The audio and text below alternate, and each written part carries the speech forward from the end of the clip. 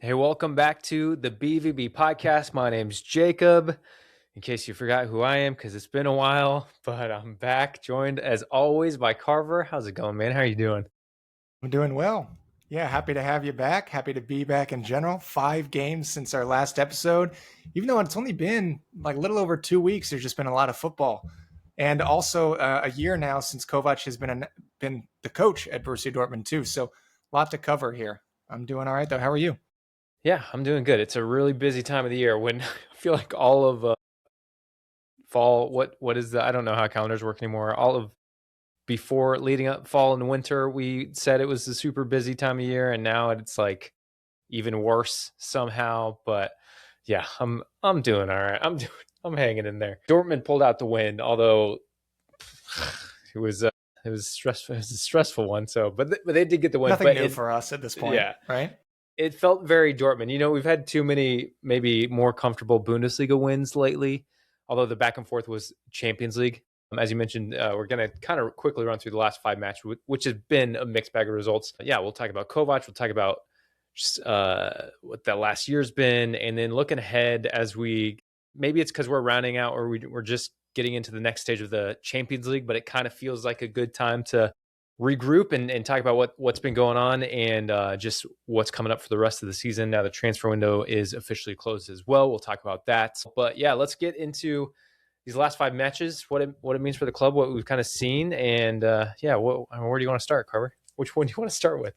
Where do we want to start? Dortmund remain one of the most bizarre teams in Europe to evaluate right now. I mean, like you mentioned, the Champions League phase is concluded, leaving Dortmund out of automatic qualification and now entering in the knockout stage. We're going to have to compete in a playoff draw against Atalanta.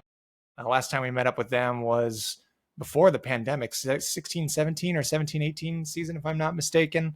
And at the same time, we've somehow managed to reduce the gap to Bayern in front of us to just 6 points in the Bundesliga table.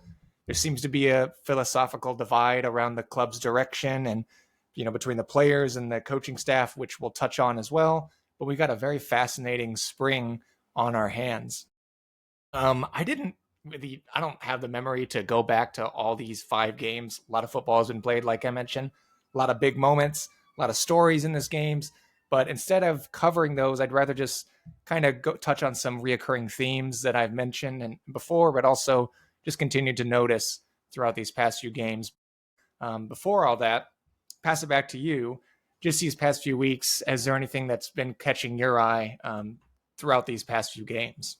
I feel like this Heidenheim game, I think was an example of what we have been used to seeing from Dortmund, where it's a little chaotic. Like we can't just win a game comfortably. We can't just get things done. And yet it's weird because I think going into this match, taking Champions League out of it, because I feel like that Tottenham match, like getting the red card and just how that match played out, it was almost like I knew that was a winnable game for us, but getting the red card with Svensson, like just quickly, it's like, well, this isn't going to go well. And I almost like just wrote that game off as we obviously lost that game 2-0. And then so I still had like hopes for the inner game. And I think it's because we've been on this undefeated run. I think we have the longest undefeated run in the Bundesliga right now, which like just hearing that and seeing that gives me way more hope. And then especially now, like it's the title race kind of on. There's like these surrounding factors where I feel better, but then when I'm actually watching Dortmund, I'm like, wait no, you're still effing with me, aren't you? Yeah, there's a pretty striking contrast between the data that you can collect over Dortmund for this season, but also just the table in general, and then the actual eye test of watching these games. Like Jake from 50 Plus Downer tagged us in their Discord here just the other day, and they were like, "Hey, one loss in the Bundesliga this season for Dortmund. That's pretty wild." And it's like, actually, but if you watch us though, right, even at the weekend against Heidenheim, it's the same stress-inducing team that you're going to watch week in and week out.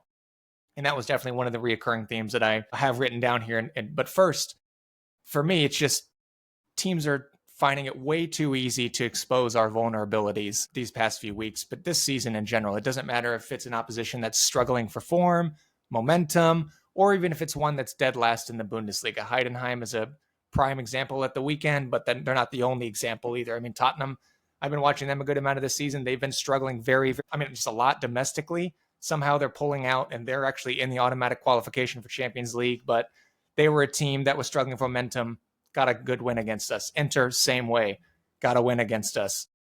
And then Heidenheim too, they're tied for second fewest goals in the league, yet still created 6 big chances in this game alone.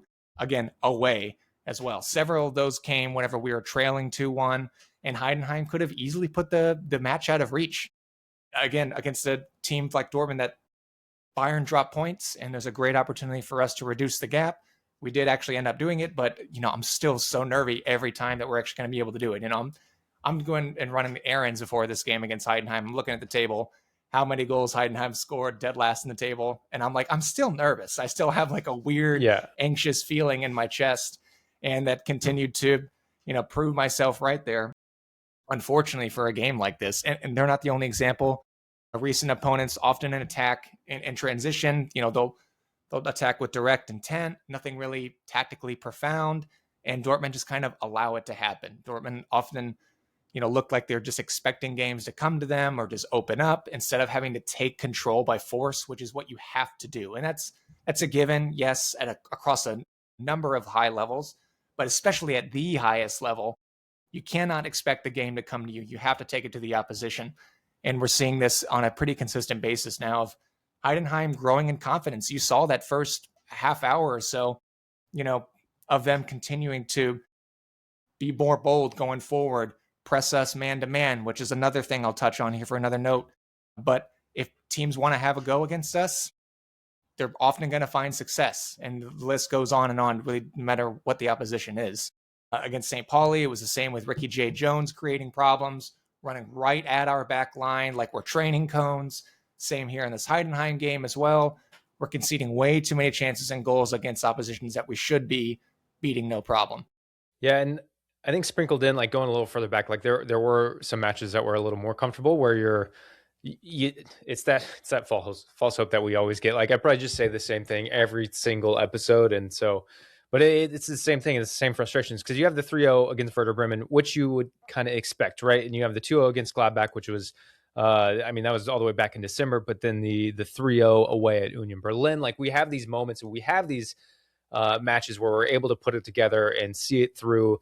And to where like I'm convinced, I'm like, great, we got a good back line. We got like Kobel has the most clean sheets in the Bundesliga, or like one of the top. Like I know he's up there for a lot. They were talking about it a lot with during the Heidenheim match versus Dion Ramai, who is our obviously keeper who's out on loan with Heidenheim, and just the contrast there. But then we're just like, I don't know where is the breakdown? Is it like this?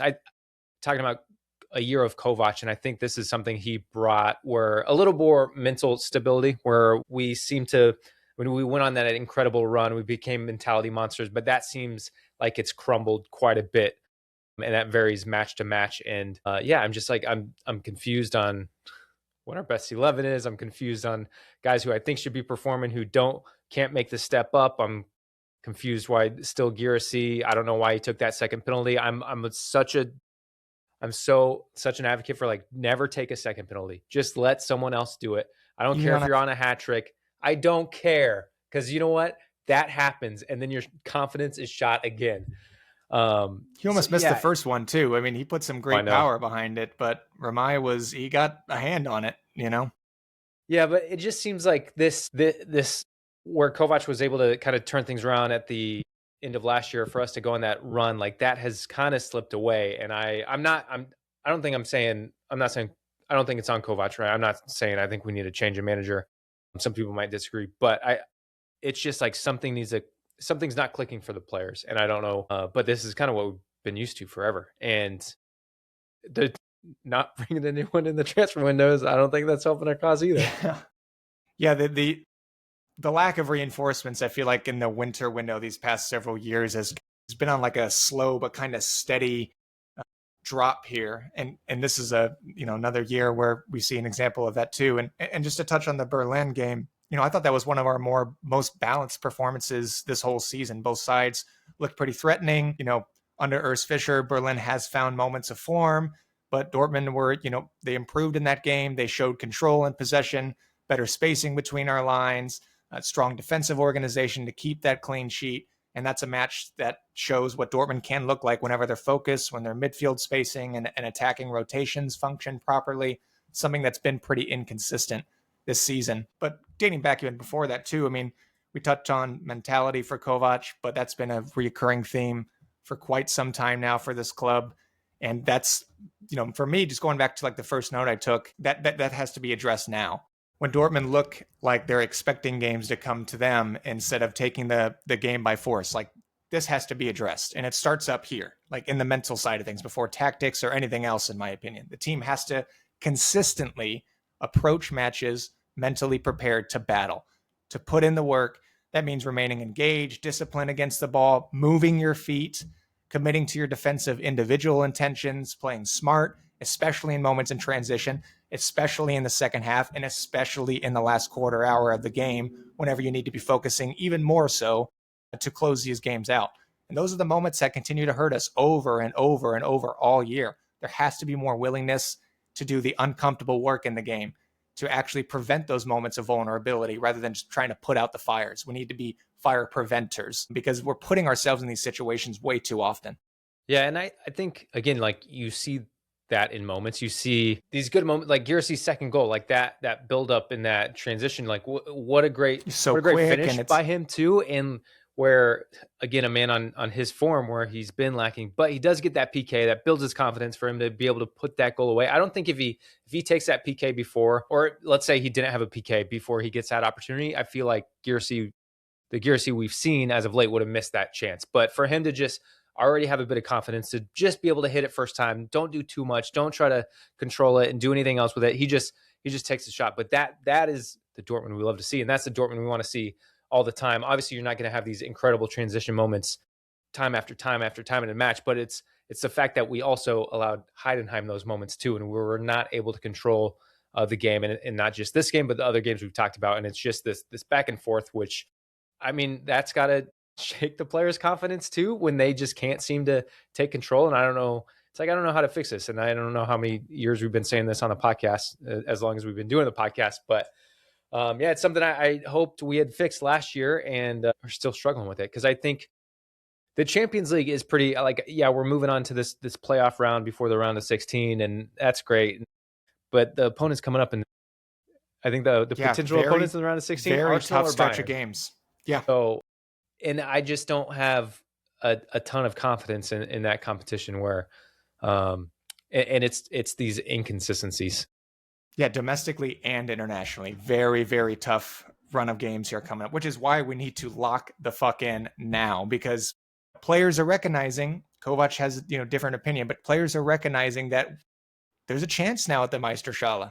The Bayern, for as great as they are, it goes to show you that in these like horse races, a quick slip up can easily get an opposition to come, right in the rear view mirror behind you in the table. But if you just look at this next few weeks here in February, when you have Wolfsburg coming up, obviously, but Mainz after that, but then that stretch of Atalanta in the Champions League, Leipzig right after that, Atalanta again, then Bayern Munich. That's several games in just the span of, not even 2 weeks that Dortmund are going to be pushed to their limits. And players on an individual level as a collective need to be flowing with confidence and be on the same page with these things, because there seems to be some divide, whether it's tactically, just the direction of the club. There needs to be a bit more certainty in what we're doing and a little bit more conviction. But to touch on Girassi too, going even to the second penalty, he didn't look confident at all. That's a story within itself. I mean, the first penalty, Schlotterbeck being a great captain there and not only giving the penalty to Girassi, but also getting the fans behind him. And you'd love to see that. And Girassi does slot it home. He does get another one. But even after that, didn't look confident at all leading up to that second penalty at all. And it's easy to dunk on Girassi in this game, given his track record just the past 2.5 months or so. But we're 6 points behind Bayern. We need every single player flowing with confidence, like I mentioned. And he didn't look that bad in the game outside of the blunder or the penalty. He was active in his movements. Girassi looked engaged. He was contesting in a lot of duels. I think he had the most duels out of any player on the field in the Heidenheim game, and held the ball well at times, and possession as well, which, his held up play has not been near to the level of last year.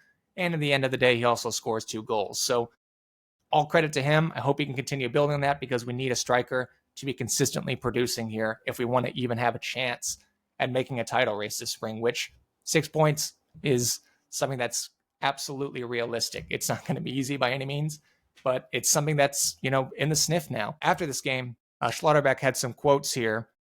There's 6 points between us now. Bayern are still coming to us here in a few weeks. As BVB, we slowly have to start telling the fans, yes, we want to be champions. We want to be on the offensive now.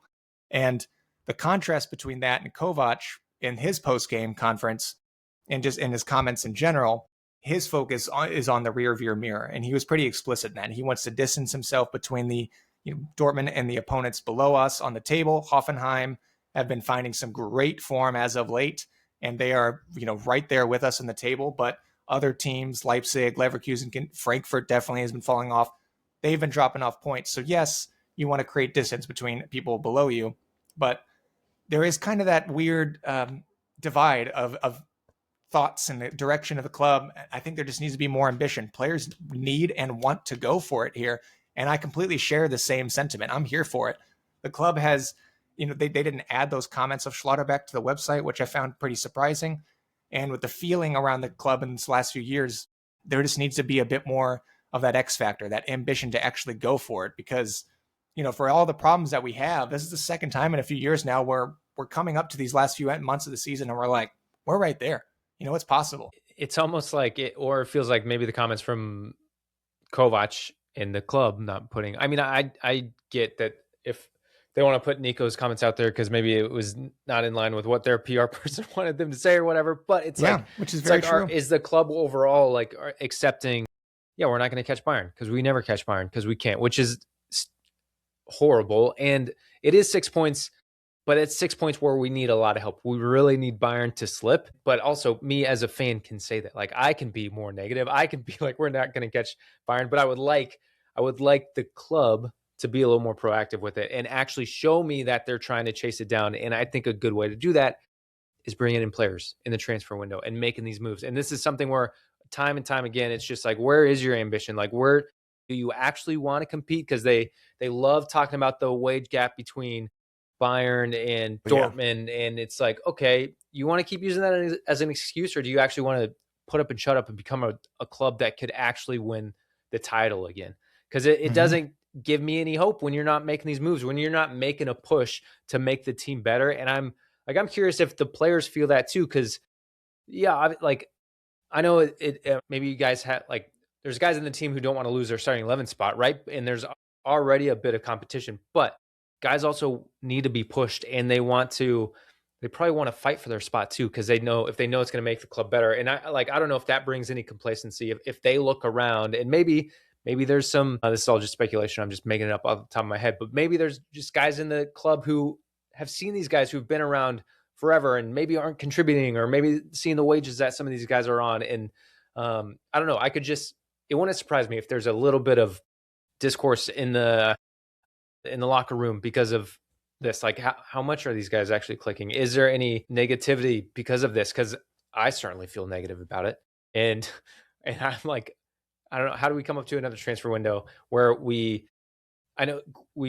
Gross went back to Brighton, and I kind of understand that move a little more, but Anselmino, I feel like that was not our doing. That was definitely a weird Chelsea move where they just went and sent him on loan again, and Chelsea's such a shitty club.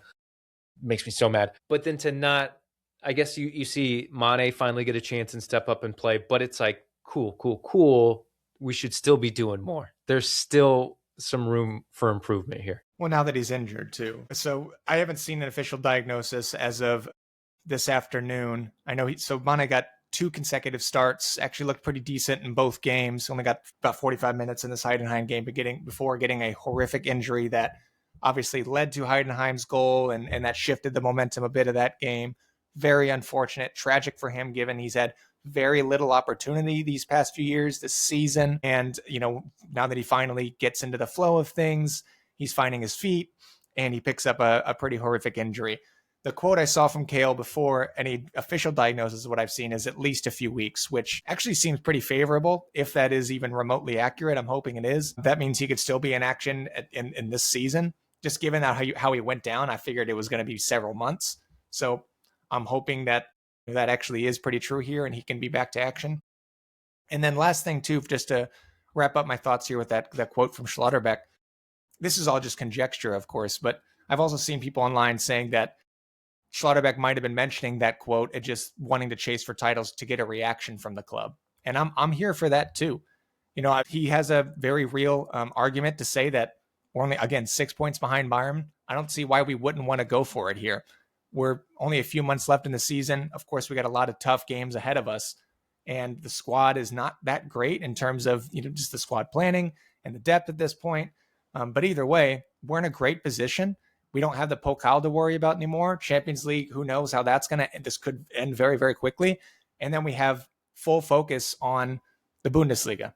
And it's we have also plenty of favorable games here in the second half of the season as well. So I totally share the sentiment of Schlotterbeck of like, if you want me here, if you want me to be captain, and if you want me to be here long term, I need to see an actual serious attitude towards winning trophies as well from the club. So all power to him for inspiring some hope and ambition from the fans whenever the club seriously is not doing that themselves these past few years. Yeah, and that's something we've talked about. We talked about it a lot last year, especially how that season was going. But the big talk was Kobel, the potential move, because just what he was seeing and what was going on at the club. I think maybe there's it's like some rumblings of Schlotterbeck too, but now it's like, it's a few players, yeah. Yeah, if you don't show the ambition, it's like we're not going to be able to hang on to these guys because they're going to want to go to a club where they can actually have a chance to beat and win something. And yeah, like you could say we have a chance to win the Pokal, but how? It's been a while. Like it's been a while since we've gotten close. Yeah, even a deep run on the Pokal. Yeah. And we've gotten some like pretty unlucky draws, but it's nothing that Dortmund can't be doing. We also had some really lucky draws too in the Pokal. Yeah.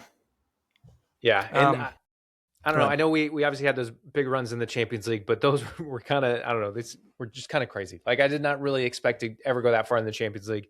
I always love a good Champions League run. I don't expect to actually get to the final and have a chance to win it. And that's where that just means you have to, obviously, I say every year, it's like you got to really go for the Pokal. But then it just like you only got the one other competition. And it's like besides a few years ago, when are we getting close? When are we actually going to be ambitious and start competing with Bayern? Like I'm so tired of it, man. I'm so tired of, I know Leverkusen obviously won, but I'm just so tired of Bayern. Just it's other clubs that are getting better, Yeah. The front office keeps sitting on this, we're never going to catch Bayern. Meanwhile, other clubs are catching Bayern. You know what I mean? Like it's nothing that is completely unrealistic for us. It's something that we haven't done several times in our club's history either. There just needs to be a bit more ambition from the front office specifically. And I talked a bit about, the mental side of things, the defensive lapses, and just generally out of possession things that we could be focusing on. The other reoccurring theme I wanted to touch on real quick is Dortmund in possession and things that I think that need to be improving dramatically these next few weeks. And another trend that we're seeing in a lot of games is whenever teams lean into the man marking with their pressing systems. Way too easy to disrupt Dortmund's build-up structure and neutralize our attacks once we get into the attacking halves, our final thirds. And we've said this for a few seasons now. Again, this is nothing profound. This is nothing really that new. If teams want to have a go against us whenever they're against the ball, they're often going to find success. They're going to be disrupting our build-up play and our progressive phases of play. The question is, how can we become better on the ball against these teams, whether it's high pressing teams that want to have a go with us, which we also struggled to be breaking down low block teams as well. But just to touch on the high pressing teams, can we get more press resistant players? I've talked about the wingers a handful of times that can take on the 1v1s, draw fouls, retain possession higher up the field, create passing patterns to escape pressure. Can we get another central midfielder that's capable of that as well? Mecha has done a good job of escaping pressure a handful of times, him drawing fouls, drawing cards. He's got a very great deal of acceleration in him.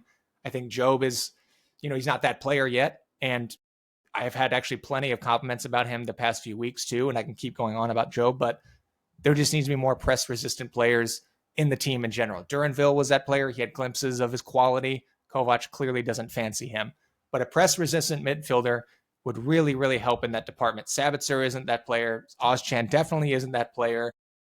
You guess you can kind of lean on other departments and other roles, like the movement from our number 9 and Fabio Silva. His ability to create more central overloads has been very, very helpful. Guirassy did that a lot last year, but this year it's on a different level. But in general, those number 9s need more support. They need more support. We need players that, again, can actually hold the ball. Bayer, I've had plenty of criticisms of him, but he can't hold the ball. Adeyemi can't hold the ball either.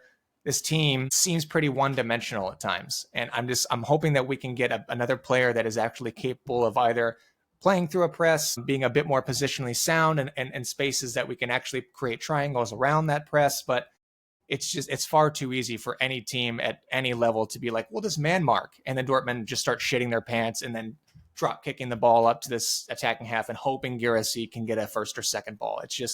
It's not sustainable, and it's not going to be beating these teams that are at higher quality as well. I mean, Inter are a team that sit back and defend. Watch has a similar mentality, even though he was saying he was going to try to approach it a bit differently. And it was just a cagey kind of weird match between the two, and Inter ended up beating us at home for that. And that was one of the first few losses we've had at home in the Champions League for quite some time now. So the cracks are there, and they're not going to go away until we actually address them. So when it comes to Dortmund in possession, that should be something that we should be definitely thinking about here these next few months. I think it should have been something a bit more in conversation for this transfer window, but now we're kind of locked in with the squad that we have. Yeah, and it's a squad. I won't go too much further on like transfer window and squad, but I think I've said it multiple times before, but it's definitely a squad where it's like we have to move players out, right? Like we do have some depth in position, but we don't have that quality in depth. Like if we want to get some more competition in the midfield, even though we got a stacked midfield, it's like you got to get Ozcan out. Maybe find a move for Sabitzer. I don't hate him there. I know Gross went, so maybe you have some space to bring someone in. But same conversation with the center backs. Like you have Emre Can who can rotate in there. Benzabaini, I feel like we haven't seen too much of him as of late, but I guess a little bit. But he's an option there, I guess, for Schlotterbeck. But it's just like the options we go there, like they're just depth, right? Like we're not really improving on how we shuffle around. I even think the attack, like whether it's Adeyemi or whether it's Bayer or whether it's Brandt up there, it's just like you kind of know what you're getting, and like it doesn't just bring that much excitement or change to me. And that's where like we gotta move on. We gotta make like some of these players, like we thought we would move on. We thought they wouldn't even been playing this year, like with the likes of Sula and Emre Can and Ozcan for sure. Yeah, they're still in the squad, so it's kind of confusing. Looking ahead though, we are playing Wolfsburg away coming up, but I want to look long term down the road before we talk about Wolfsburg. Do you find it more likely with the run that Dortmund's on, but just I guess the state that Dortmund is in right now? Do you find it more likely that we can catch Bayern, or that we get like Hoffenheim surpasses us for a second? What's the long race? My initial reaction is Hoffenheim are going to drop off eventually. They actually play Bayern next week, so one of them is going to be dropping points, but they haven't so far. So they could definitely be making a run for top 4. I don't think Hoffenheim will keep pace with us, but I've definitely got my concerns about us as well, just in terms of the squad. Like you mentioned, I feel like we were already a pretty thin squad going into the season, and we've only lost several players, whether it's just for transfers or injuries now. I've got some concerns about Kovac that I've mentioned a bit as well. But, looking back at his past year from 11th to 4th and really stabilizing our defense. But this year, it just kind of seemed like a big paradox. I mean, Kovac kept talking about wanting to build on his momentum, to build on that stability. And, I know he plays pretty organized and pragmatic football, which has placed us in second so far.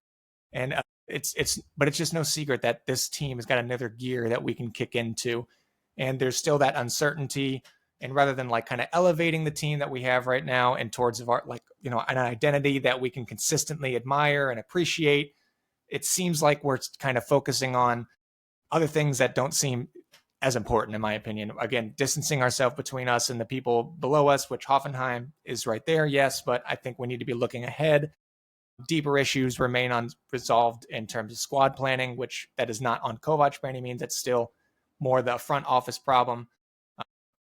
But I think we could still be definitely making a race here later this spring. I don't see why we couldn't keep pace with Bayern, at least within 5 or 6 points, to make it very, very interesting. And again, we have Bayern coming to us for the first time in 5 seasons, if I'm not wrong. We're always going to Munich in the spring. This time it's finally flipped. And that's a great opportunity for us to get another 3 points ahead of them. And they've got some tough games, like I mentioned, Hoffenheim too. There can be a time or two, there won't be many with Bayern Munich, but there can be an opportunity for them to drop more points. And that's where we can step in and get 3 for ourselves. So I don't see why we couldn't. Yeah. Cool. Let's look ahead at Wolfsburg, currently 14th, because we got to start here. I know I feel like I've been way more negative coming into this episode than I thought, but that's just the state of it's the state of the podcast. It's the state of the podcast. Again, it's a weird paradox this season. I don't disagree with anyone looking at it any other way. It's very mathematically, we're right there, but then you watch us play and you're like, Jesus Christ.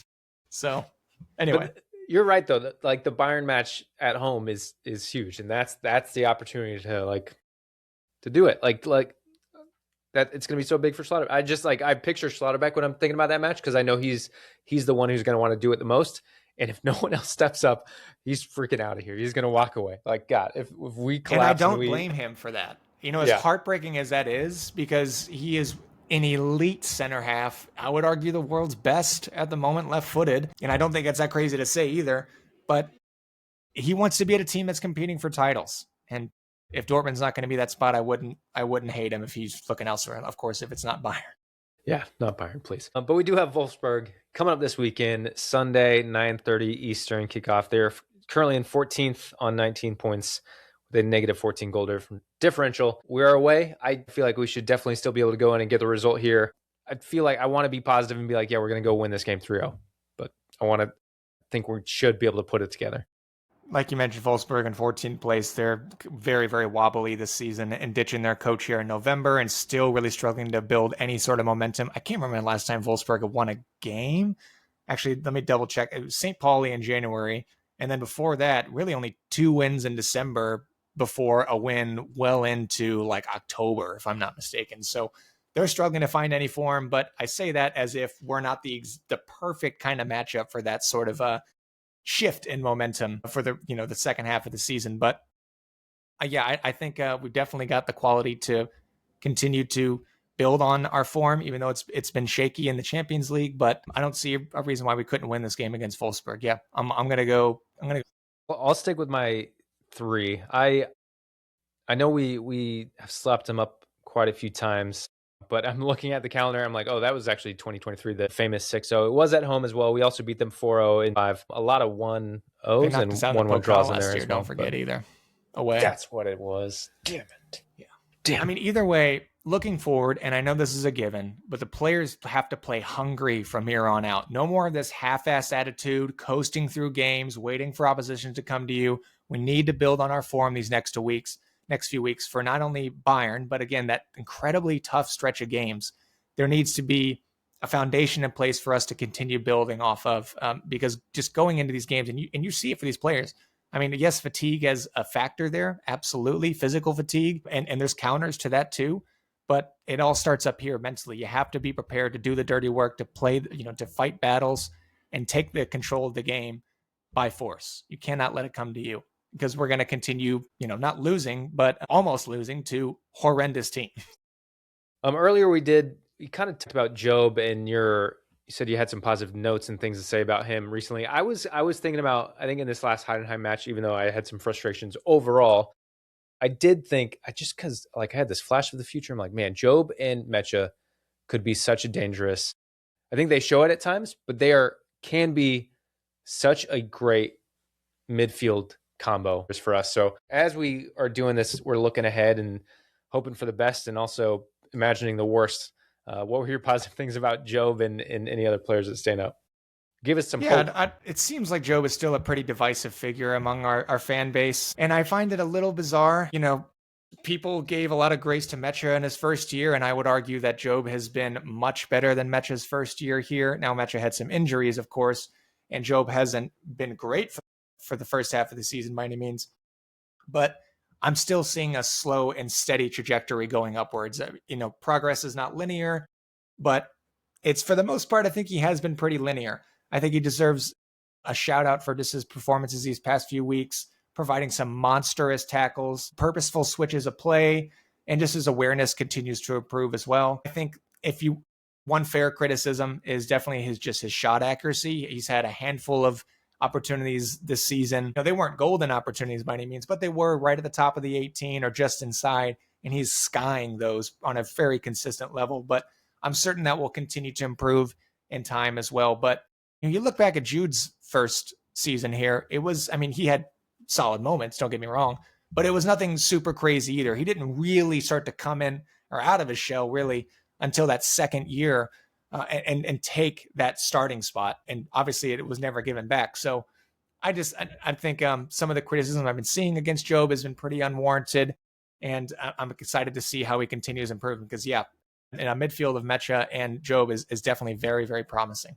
What do you think? Do you remember, I guess, back in Jude's first year, was there much criticism, or do you think it was just like, we're excited for this promising young player coming up? Because there's obviously the name attached, right? And that's what we talked about before with the price tag. And of course, there's the expectation put on that, which is why he just put Job on his back and not Bellingham, because he wanted to kind of create his own path. But it is something you have to remember, that he is a young player.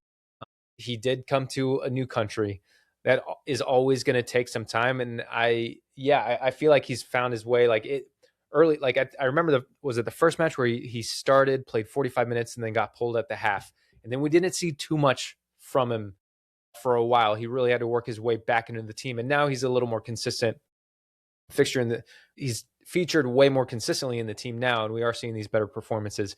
But I think it is so important to remember to not put all that expectation just because his brother was Jude. Because, and back to my question, do you remember if there was much with Jude, like the same expectation put on him? Definitely not the same expectation. I don't remember any too like super loud criticisms of him. It wasn't any sort of like spectacular season, and that's not a massive criticism against him by any means. But you look at some of the data points, it's nothing too different from what Job is producing at the moment. They've got their own personalities about them, and Job has got some differences in himself. Things I think that actually could be an advantage, given his frame is one of those. But we're going to continue improving with him, and I'm excited to see how he's going to be playing more this season. Because with Gross out the door, Sabitzer being in and out with Knox here and there, Ozchan is obviously not in contention as either. It's pretty much a no-brainer at this point of who you're going to be playing on a pretty consistent basis. Now, when Sabitzer is very healthy, he could be a great rotation option, and he's provided some big moments for us this season as well. But at least you have that rotation of those three. I feel like I've been thinking this all year, and I think part of me thought it might happen in the winter transfer window, and that it didn't, obviously. But it's like, I would kind of hate to see maybe they just keep growing together, like as a midfield partnership, Mecha and Job, and then get really excited for next year. And then I'm just like, how soon until Aston Villa or Man U come in for Mecha? Like, it's only a matter of time. Yeah, and we'll see. That's all I'll say. Not this transfer window. We survived.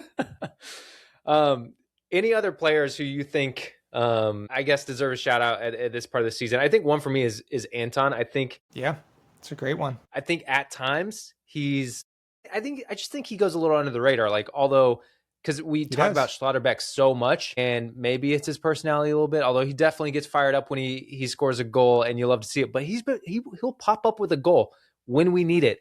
And then he's just been kind of the anchor. Like, he's been the central, what is that position when the center in the back three, like on the left side center back, right side center back, the center back. Sounds weird to say, but he's just kind of held down that spot. And I just feel like he's a little bit under the radar. And obviously, like, he's an older player, so I hope he can stay as healthy and lively as long as possible. But I think he was an exciting signing when he came in, bringing him from Stuttgart. But I don't know if people give him enough credit, or as much credit as he deserves. After those touches in the box against Heidenheim, I've been calling him Anton Dino personally. That was a terrific little play he had there, and almost got awarded for a penalty. But just want to echo pretty much everything you've been saying. He's been a true leader in the back line. He's been far, far better of a signing than Sula could have ever hoped to have been in the several years he's been here so far. Anton has been a monster in defense. He's in like the 97th percentile for tackles in the league too. And he gets himself involved in attack a bit more than I originally would have thought he would have as well. So, very surprised, but also pleasantly surprised with his trajectory this year. I thought it would be kind of like a plateau of last year, and this is kind of what we've been getting. But he's been really muscling his way through to become an even better defender and just overall football as well at this high level for Dortmund. So yeah, very, very solid defender that definitely has been flying under the radar for a lot of fans. Yeah. Anyone else you got? Anyone else stand up? And I think I might have done this already, but this is my formal apology to Fabio Silva real quick. Yes, he's becoming probably the most reliable striker in Dortmund at the moment due to his movement, his work rate, his ability to link play, his unselfishness. It was very, very wrong about him from the get-go. I could definitely see him being a long-term player here, unlike Guirassy. So formal apology for my criticisms of him in the summer originally.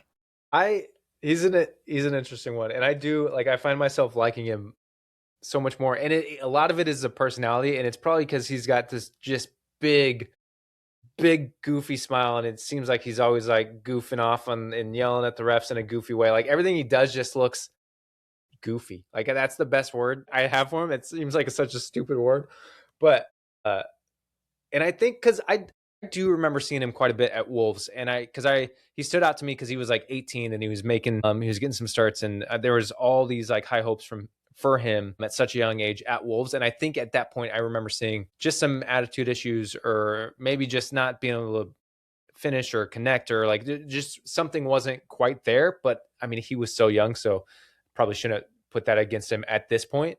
But that's just what I remembered. So when we were signing him, that really stood out to me, and just seeing where he hasn't really been able to quite hit it off anywhere. But yeah, him coming in, I like his personality. I think we've seen some excellent stuff from him too. I really still want him to just kick on, especially I think you kind of had that opportunity when Guirassy had been floundering quite a bit. And I mean, he still has an opportunity to end the season better than Guirassy when it comes to goals and assists. So there's still a chance there. But yeah, I think he's been a pleasant surprise for sure. Those goals will come any day now too. I'm positive of it. They just haven't fallen for him, but he's done so much off the ball that has been such a tremendous help this season too. I mean, outside of the goal contributions, and I honestly have no idea where we would be right now without him, given the season that Guirassy has been having. Bayer's been very inconsistent. Adeyemi continues to be inconsistent. Without Silva, I don't know where we would be. Yeah. And if you have any standout players, good or bad, let us know. You can reply with a comment on Spotify. The best way, honestly, is connect on our Discord. If you haven't joined already, it's a great way to stay connected with us through the match week, on match day, especially on the long times when we don't have an episode. You can at least chat with us or chat with fellow Dortmund fans. You could even meet up with fellow Dortmund fans if you're in the same city. There's been some cool meetups that's happening through the Discord. So just get involved there. I can't say it enough. It's such a great way to connect. And sometimes I turn notifications off if I know I'm not going to be able to watch a match in real time and I don't want to see the spoilers. And then sometimes I forget that I turn the notifications off. I'm like, man, what's going on? And then I open the app because I'm watching the game live yesterday, and I just chime in with a couple comments. And then I was like, why don't I see anything else? Oh yeah, my notifications are muted, so I need to turn that back on. But I don't know. I know we built it and we made it, but it's cool seeing how many other Dortmund fans we met through there and are just connecting through it. I can't say enough good things about it. So join the Discord. That's the plug. I do it all the time. Carver, you got anything else? No, I appreciate you listening as always. Good to have you back, Jacob. Feel free to throw us a rating if you want, and catch us here again soon. Yep. Thanks, guys. We'll see you later.